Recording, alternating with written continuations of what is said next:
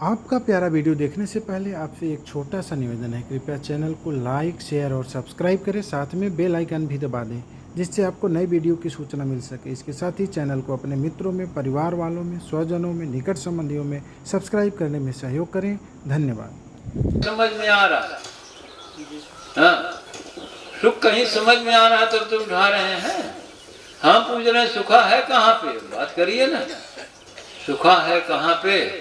अरे भैया नहीं विश्वास है तो जाके देख लीजिए। लोग कहते हैं आप ऐसा क्यों कहते हैं? जाके देख लीजिए। हम कहते हैं कि इसलिए कहते हैं, अगर आप विचार नहीं ऑब्जर्व करेंगे तो वो भ्रांति जो बैठी है वो खत्म कैसे होगी? कोई बोलिए इसमें से एक आध तो बोलिए कम से कम। वो अगर नहीं देखने जाएंगे तो खत्म कैसे होगी? नहीं, हम त्याग कर देंगे। हम पूछ रहे हैं त्याग किसका कर देंगे? आप त्याग कैसे कर देंगे? हाँ बोलिए, कोई बोलिए। अब कोई बोलिए इस विषय में त्याग कैसे कर देंगे? हम घर छोड़ देंगे। साधु बाबा कहें घर छोड़ दो, बाबा जी बन जाओ। देखिए भूल के ऐसा करिएगा मत करिए।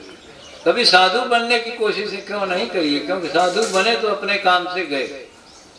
साधु जो बना फिर लौट के आना मुश्किल है।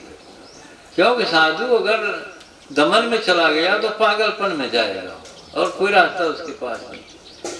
अरे काहेरी बन खोजन जाई, बन के गए कल्पना उपजे तब धो कहाँ। कल्पना है सुख की कहीं और खोजने देखने कहाँ जा रहे हैं? खोजने देखने कहाँ जा रहे हैं? तो घर ही में देखना पड़ेगा। घर में वस्तु वस्तु ही घर है और घट ही खोजो भाई। घर में वस्तु वस्तु ही घर है, घट ही खोजो। अब आप चले गए, प्रश्न है कि ये कहने पे बड़ी चालाकी से आप लोग अर्थ निकाल लेते हो। ये बढ़िया गुरु मिले हैं, गजब बता रहे हैं घर ही में रहो। अरे घर में रहने को हम नहीं कह रहे हैं, हम देखने को कह रहे हैं। आप घर में रहने लगे, फिर घर है नहीं। जहाँ घर है वहां जाके ऑब्जर्व करिए आप।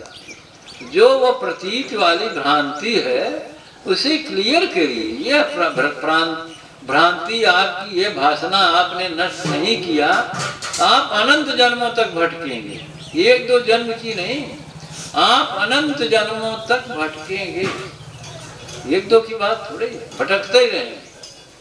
क्योंकि वो गांठ जो पड़ी है ना वासना की, वो वासना की गांठ छूटे नहीं, छूटती नहीं जब तक जीवात्मा मुक्त नहीं हो सकता। तो आप वासना की गांठ की बात करिए ना, क्यों इधर उधर बात करते? तो भगवान जी जैसे कह रहे हैं कि सुख की प्रतीति के लिए मैं स्त्री के शरीर में जो सुख की प्रतीति मैं कर रहा हूँ, तो सुख का जो अर्थ है मैं समझता हूँ ऊर्जा के प्रवाह को मैं कह रहा हूँ, मेरी समझ है। अब यहाँ दो स्थिति बन रही है। एक तो स्त्री में जो मैं सुख की स्थिति कर रहा हूँ वहाँ ऊर्जा अधोगामी स्थिति हो रही है, और दूसरी स्थिति में गुरु के अस्तित्व से, सुख की स्थिति तो नहीं कहूँगा इसको, गुरु के अस्तित्व से जो मुझे आनंद मिल रहा है, यहाँ ऊर्जा। देखिए इस तरह से भाषा नहीं। आपने एक तरफ ये कहा कि भोग में ऊर्जा का प्रवाह है, उस कारण से सेंस घटित हो रहा है और उसे आप सुख कर रहे हैं। तो गुरु द्वारा जब ऊर्जा का प्रवाह प्राप्त होता है उसमें भी तो आह्लाद शुरू होता है। अब उसमें आप अंतर करिए, क्या फर्क है दोनों में? तो भगवान जी यहाँ एक प्रश्न ये मैं करना चाह रहा हूँ कि मैं जो अधोगामी प्रवृत्ति अख्तियार कर रहा हूँ वो किस लिए है? वो इसलिए कि आप इस बात को क्लियर नहीं कर रहे हैं। आप कह रहे हैं गुरु द्वारा भी, गुरु के सानिध्य में भी ऊर्जा का प्रवाह हो रहा है, तो ऊर्जा का प्रवाह ही दुख का सुख का कारण है। तो आप ऊर्जा नष्ट कर रहे हैं भोग में। प्रश्न तो एक है, आप भोग में जाएंगे, वो औरत से संबंध बनाएंगे तो ऊर्जा तो वीर तो नष्ट होगा, ऊर्जा का प्रवाह वहां होगा। हम भी थोड़ी करेंगे नहीं होगा। अगर वहां ऊर्जा का प्रवाह ना हो तो वहां भी सुख की प्रतीति नहीं है। और जब बिना ऊर्जा के, वीर के नाश के ही ऊर्जा के ऊर्ध्वगामी होने से प्रतीति हो रही है, तो ऊर्जा नष्ट क्यों कर रहे हैं? फिर वहां आप तमाम बंधन भी क्रिएट होंगे। स्त्री का बंधन होगा, फिर बाद में पुत्र पुत्रियों का बंधन होगा, बहुत सारी चीजें बढ़ेंगी और सारा प्रपंच खड़ा होता है। भैया आप क्यों ऐसा कर रहे हो? और फिर वहाँ है कहाँ? अभी तो आपने आधी बात ही बताई, मेन बात अभी छूटी हुई। अगर ऊर्जा के प्रवाह से ही उत्पन्न प्रतीति है वो, तो सिद्ध योगी के सामने होने भर से, उसके सानिध्य भर से ऊर्जा का प्रवाह हो जाएगा। सिद्ध योगी का लक्षण यही। हाँ, अगर आप किसी महापुरुष के सामने आसपास पहुंचे, आपने हृदय के द्वार खोला नहीं कि खुमारी आह्लाद की धारा शुरू हो जाएगी। तो आखिर ये क्या है? इसमें कौन संभोग है? ये तो आत्मरति है ना, इसे आत्मरति कहते हैं।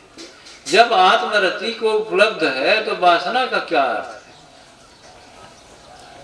क्योंकि वासना में स्वीकार किया गया प्रश्नकर्ता की तरफ से कि वीर की हानि है, तो वीर की हानि क्यों कर रहा है? फिर वो क्यों स्त्री में आकर्षित हो रहा है, पुरुष में?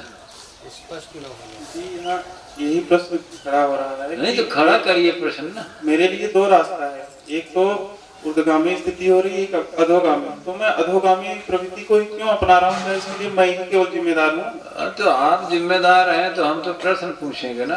आप जिम्मेदार हैं तो आप जानिए भाई। हमने तो कहा कि आप ऐसा कर क्यों रहे हैं, उत्तर दीजिए, हमारा प्रश्न है। अगर आप अधोगामी प्रवृत्ति अख्तियार करेंगे, जिस साधन से, जिस स्त्री से भोग का संबंध स्थापित करेंगे, उसे या तो अवैध करेंगे, आप रंडीबाजी करेंगे, या गलत स्त्री से संपर्क करेंगे, आपका संस्कार बिगड़ेगा, आप गलत दिशा में जाएंगे, वेश्याओं के पास जाएंगे या गलत औरत से संबंध स्थापित, जैसा कि बहुत लोग करते हैं।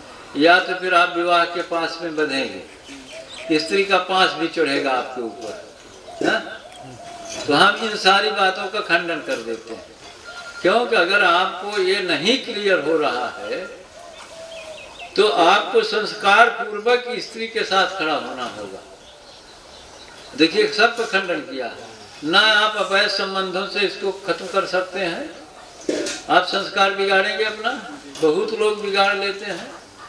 किसी भी स्त्री से, किसी पुरुष से संबंध बना लिया तो उन्हें लगता है कि हमने सुख प्राप्त कर लिया। सुख नहीं प्राप्त किया, आप गए अपने काम से, आप भटके। अच्छा, आपने विवाह कर लिया तो भी गए अपने काम से। अभी कल बताया गया ना, कहाँ विवाह तो आपने करा दिया। मैंने किसी का नहीं कराया विवाह। अरे जिसे करना है वो करता है। मैं कहता हूँ विवाह का संस्कार कराने को, तो वो तो कोई सुनते ही नहीं। वो तो अभी भी कहता हूँ, सबको कहता हूँ संस्कार कराइए।